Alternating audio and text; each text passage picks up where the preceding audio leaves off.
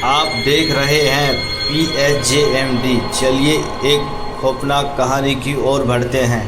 यह कहानी पुराने बरगद के पेड़ की है। उस पुराने बरगद के पास कोई भी नहीं जाता था। सभी लोगों का मानना यह था कि वहां पर जाना बहुत ही खतरनाक हो सकता है, इसलिए कोई भी अपने बच्चों को भी वहां पर नहीं ले जाता था। लेकिन इस बात में कितनी सच्चाई थी यह भी कोई नहीं जानता था, लेकिन लोगों का मानना था। वह सोच विचार करके आगे बढ़ते हैं। कुछ लोग तो यह भी कहते हैं कि उस पेड़ पर कोई रहता है जो हमें कभी दिखाई नहीं देता और हो सकता है वह हमारे लिए खतरा बन सकता है, इसलिए उस पुराने बरगद के पेड़ के पास कोई भी नहीं जाना चाहता था। कुछ लोगों का यह मानना था कि वह पुराने बरगद के पेड़ के पास कोई ऐसा व्यक्ति रहता है जो हमें दिखाई नहीं देता, लेकिन वह रात में निकलकर किसी को भी डरा सकता है और किसी को भी पकड़ सकता है। इस तरह की बातें लोगों के बीच हुआ करती थी, इसलिए उस बरगद के पेड़ से बचकर ही निकलते थे। वह बरगद का पेड़ उनके गांव में जाने के रास्ते के बीच में पड़ता था। लोग उस पेड़ से इतना डरते थे कि कोई भी वहां पर रात में नहीं जा सकता था। लेकिन एक दिन ऐसा भी होगा जिसके बारे में किसी को भी नहीं पता था। उस गांव में एक मुसाफिर आ रहा था। वह मुसाफिर पहली बार उस गांव में आ रहा था, क्योंकि उसके कोई रिश्तेदार वहां पर रहते थे। उसे इस बारे में कोई जानकारी नहीं थी। वह मुसाफिर अपने घर से सही समय पर निकला था, लेकिन बीच ही में उसकी बस खराब हो जाने से उसे बहुत देर हो गई थी। उसे उस गांव में पहुंचने में लगभग आधी रात का समय हो चुका था। जब वह व्यक्ति उसी रास्ते से आ रहा था, तभी उसे कुछ ऐसा एहसास हुआ कि उसके साथ कोई चल रहा है।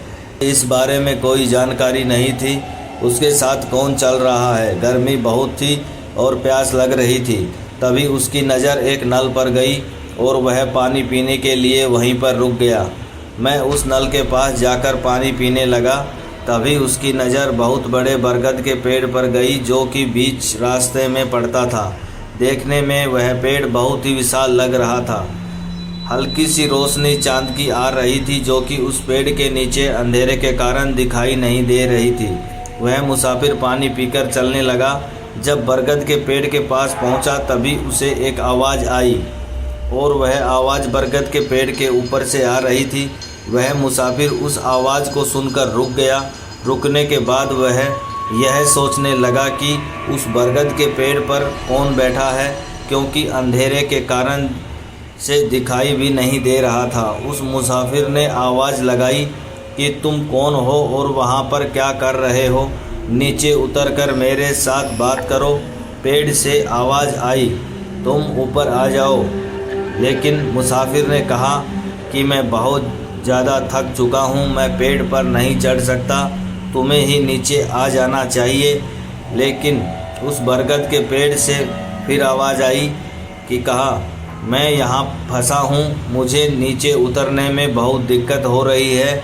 अगर तुम मेरी मदद करते हो तो मैं नीचे उतर सकता हूँ। मुसाफिर कहने लगा कि मुझसे ऊपर नहीं चढ़ा जा सकता, मैं तुम्हारा इंतज़ार कर रहा हूँ, तुम नीचे ही आ जाओ और हम लोग साथ चलते हैं। कुछ इंतज़ार करने पर भी मुसाफिर को कोई आवाज़ नहीं आ रही थी। उसे कुछ भी समझ नहीं आ रहा था कि वह कौन है। वह पेड़ के नीचे ऊपर देख रहा था, मगर उसे कुछ भी नज़र नहीं आ रहा था। तभी मुसाफिर ने एक घोड़े की आवाज़ उसी की तरफ आ रही थी। आवाज़ सुनकर मुसाफिर पीछे देखने लगा। तभी देखा कि एक आदमी घोड़ा लेकर उसी की ओर आ रहा है। मुसाफिर को देखकर घोड़े वाला व्यक्ति वहीं पर रुक गया और पूछने लगा कि आप यहाँ पर क्या कर रहे हैं और इतनी रात को आप कहाँ से आए हैं? मुसाफिर कहने लगा कि मैं बहुत दूर से आया हूँ और देरी हो जाने के कारण मुझे रात हो गई है। उसके बाद घोड़े वाले ने पूछा, वह तो सब ठीक है, लेकिन आप यहाँ पर रुक कर क्या कर रहे हैं? तभी मुसाफिर बोला, मैं यहाँ पर इसलिए रुक गया क्योंकि इस बरगद के पेड़ पर कोई व्यक्ति बोल रहा है, लेकिन नीचे नहीं उतर पा रहा है। वह मुझसे कह रहा है कि तुम ऊपर आकर मुझे नीचे उतार दो। मुसाफिर ने घोड़े वाले से कहा कि हमें उसकी मदद करनी चाहिए। तभी घोड़े वाले व्यक्ति ने कहा कि आप घोड़े पर बैठ जाइए, मैं आगे चलकर पूरी बात बताता हूँ। वह मुसाफिर को समझ नहीं पा रहा था, लेकिन जब उस आदमी ने कहा तो वह घोड़े पर बैठ गया और वह आगे की ओर बढ़ने लगे। जब घोड़ा कुछ दूरी पर आ गया था तभी मुसाफिर ने पूछा कि तुमने उसकी मदद क्यों नहीं की?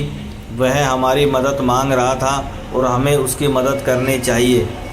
तभी घोड़े वाले ने कहा कि आप यहाँ पहली बार आए हैं, इसलिए आपको कुछ भी नहीं पता है। उस बरगद के पेड़ के पास कोई रहता है, वहाँ पर सभी लोग जाने से डरते हैं क्योंकि वहाँ पर रुकना पसंद नहीं करता, क्योंकि वहाँ पर कोई व्यक्ति है ही नहीं। इस बात को सुनकर मुसाफिर काफ़ी डर चुका था और यह सोच रहा था कि मैं इस गांव में क्यों आया हूँ। यहाँ पर तो ऐसी घटनाएं होती हैं जिससे मुझे डर लग रहा है। घोड़े वाले व्यक्ति ने मुसाफिर को जिस जगह पर जाना था वहाँ पर छोड़ दिया और कहने लगे कि वहाँ पर अब कभी मत जाना और वहाँ पर रुकने की तो गलती कभी मत करना, क्योंकि अगर ऐसा करते हो हो सकता है बहुत बड़ी मुसीबत आ जाए। मुसाफिर कहने लगा कि मैं उस तरफ जाने की हिम्मत ही नहीं करूँगा और मुझे तो बहुत डर लग रहा है जब से तुमने यह बात बताई।